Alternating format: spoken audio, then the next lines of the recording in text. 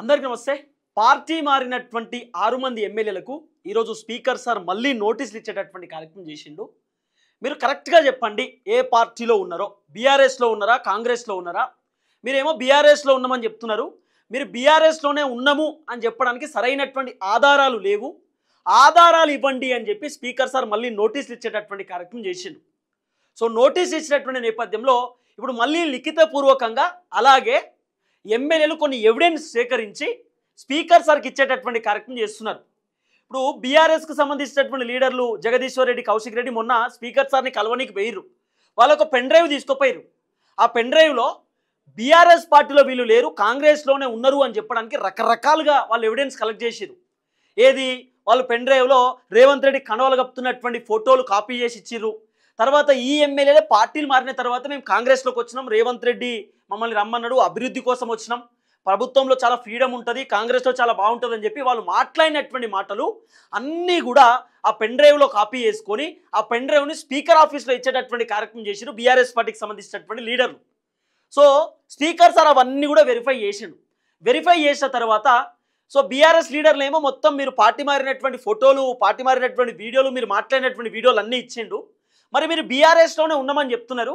BRS వాళ్ళు ఏమో లేదు, వాళ్ళు కాంగ్రెస్కు పోయిర్రు బీఆర్ఎస్ నుండి గెలిచి, కాబట్టి వాళ్ళ కాంగ్రెస్ పార్టీ ఎమ్మెల్యేలు వాళ్ళను సస్పెండ్ చేయాలని చెప్తున్నారు. మరి మళ్ళీ మీకు నోటీస్ ఇస్తున్నాం, మళ్ళీ ఎక్స్ప్లెనేషన్ ఇవ్వండి, మీరు ఇప్పుడు ఏ పార్టీలో ఉన్నారు, బీఆర్ఎస్ఆ కాంగ్రెసా అని చెప్పి స్పీకర్ సార్ మళ్ళీ నోటీస్ ఇచ్చిండు. ఇప్పుడు ఆ నోటీసులకు ఎమ్మెల్యేలు తలకాయలు పట్టుకుర్రు. ఇట్లా వామ్మో ఇది ఎక్కడ పంచాయతీ అని చెప్పి తలకాయలు పట్టుకొని ఇప్పుడు పరిశాన్ ఆగం అవుతురు. ఎందుకంటే వీళ్ళ దగ్గర ఏం లేవు.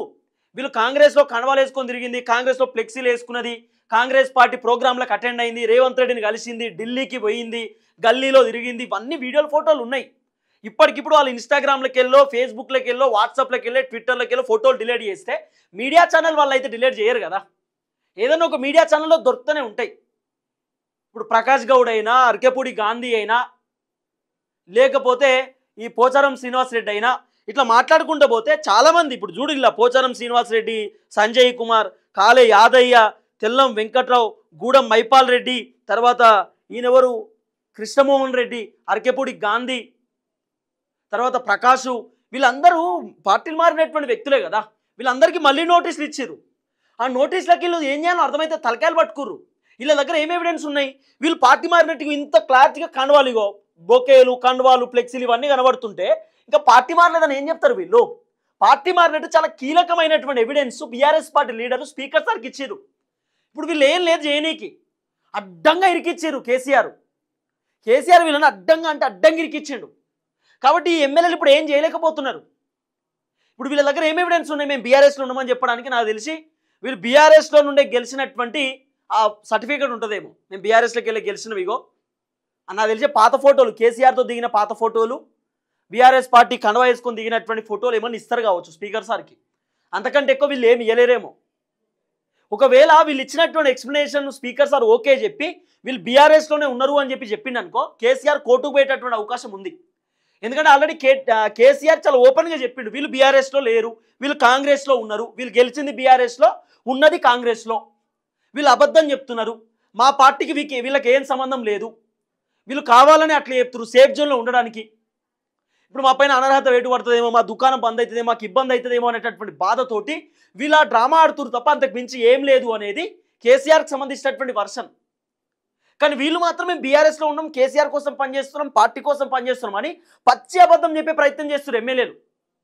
మళ్ళీ స్పీకర్ సార్ ఇప్పుడు నోటీస్ ఇచ్చిండు, మీరు ఇచ్చిన ఆధారాలు కరెక్ట్ లేవు, ఆధారాలతో రండి, మీరు బీఆర్ఎస్లో ఉన్నారా కాంగ్రెస్లో ఉన్నారా మాకు చెప్పండి అని చెప్పుడుతోటి మళ్ళీ నెత్తి పట్టుకురు.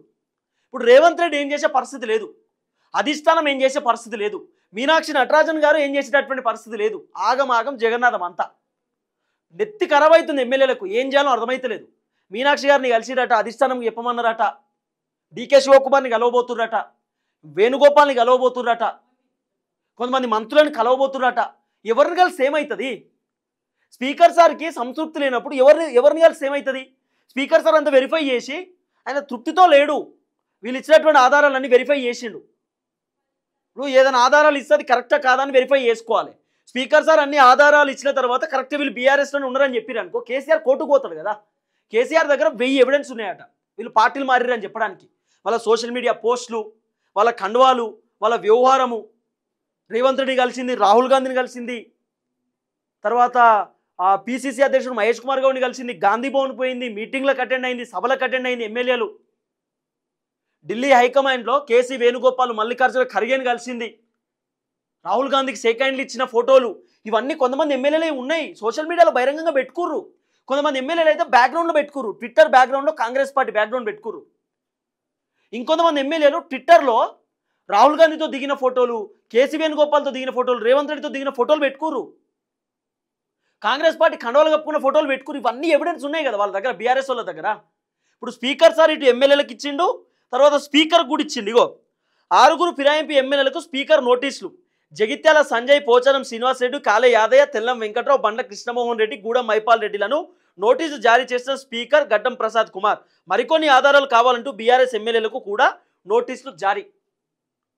వీళ్ళకి మళ్ళీ నోటీస్ ఎందుకు ఇచ్చారు తెలుసా? మీరు ఇచ్చిన ఆధారాలు కరెక్ట్ లేవు, మీరు ఏ పార్టీలో ఉన్నారో మళ్ళీ చెప్పండి, ప్రాపర్ ఎవిడెన్స్తో రండి అని చెప్పి ఎమ్మెల్యేలకు చెప్పారు. బీఆర్ఎస్ వాళ్ళకు కూడా మరికొన్ని ఆధారాలు కావాలి, ఈ ఆధారాలు కాకుండా ఇంకా కొన్ని ఆధారాలు ఇవ్వండి. ఆల్రెడీ వీళ్ళు వీడియోలు, ఫోటోలు అన్నీ ఇచ్చారు. వీళ్ళు పార్టీలు మారింది, కన్వాలు వేసుకున్నది, వీడియోలు మాట్లాడింది, వీళ్ళు కార్లలో కన్వాలు వేసుకొని తిరిగింది, ఢిల్లీకి పోయింది, వాళ్ళని కలిసింది, గల్లీలో ఉన్నాయి అన్నీ బీఆర్ఎస్ వాళ్ళు ఇచ్చారు. అయినా సరే ఇంకొన్ని ఆధారాలు కావాలని చెప్పి స్పీకర్ సార్ అడిగేటటువంటి కార్యక్రమం చేసిండు. కాబట్టి ఇప్పుడు స్పీకర్కి వీళ్ళు ఆధారాలు ఇవ్వాల్సినటువంటి అవసరం ఉంది. ఇప్పుడు వీళ్ళు ఏడికెళ్ళి ఆధారాలు తెచ్చిస్తారు, మరి వీళ్ళ దగ్గర ఇంకేమున్నాయో తెలియదు. కానీ ఎమ్మెల్యేలు మాత్రం పరిశ్రమలో ఉన్నారు, టెన్షన్లో ఉన్నారు, ఏం చేయాలో అర్థమవుతలేదు, మెంటల్ ఖరాబ్ అవుతుంది వాళ్ళకి. చూద్దాం ఏం జరగబోతుందని.